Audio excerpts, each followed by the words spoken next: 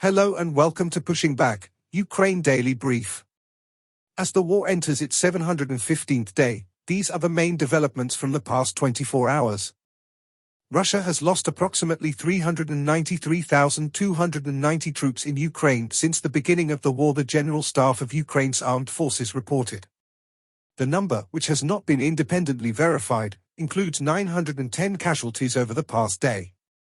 According to the released Ukrainian figures, Russia lost 2 tanks, 22 armored combat vehicles, 24 artillery systems, 1 multiple launch rocket system, 18 drones, 1 cruise missile, 38 vehicles, and 4 pieces of special equipment. The update from the General Staff of the Armed Forces of Ukraine. There were 52 combat engagements.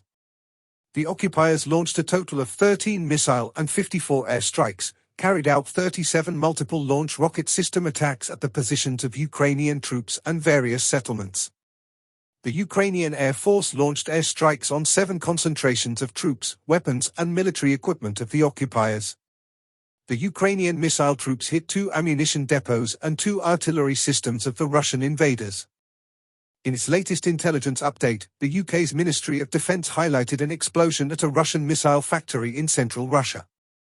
Initial reports had suggested the explosion was due to worker error, but later Russian state agency TASS reported it was due to the planned tests of rocket engines.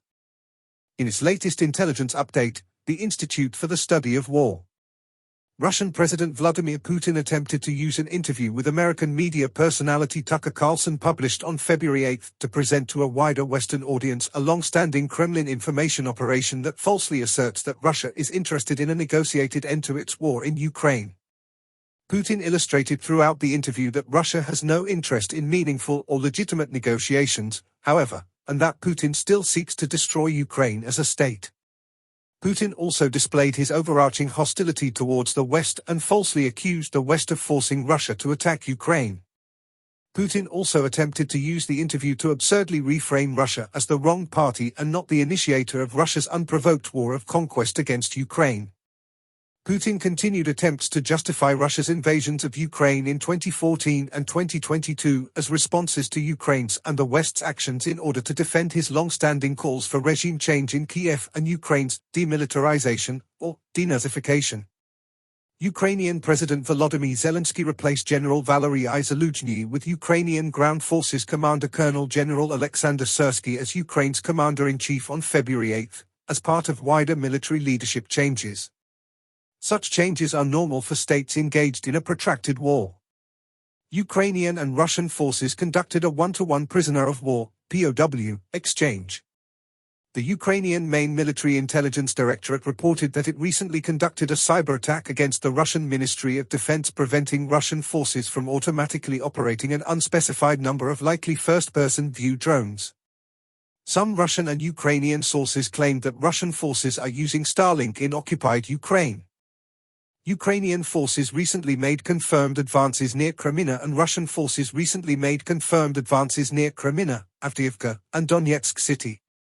Zelensky presented 2 videos yesterday.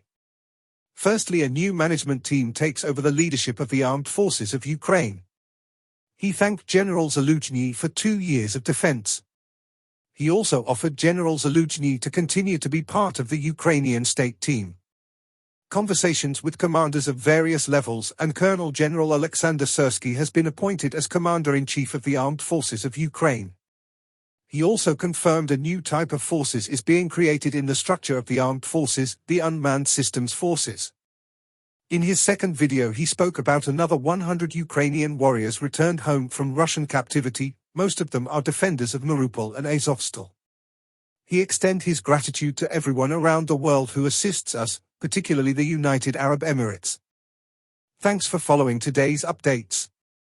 Please don't forget to like and subscribe for more content. We'll return tomorrow with the latest news on the ongoing conflict.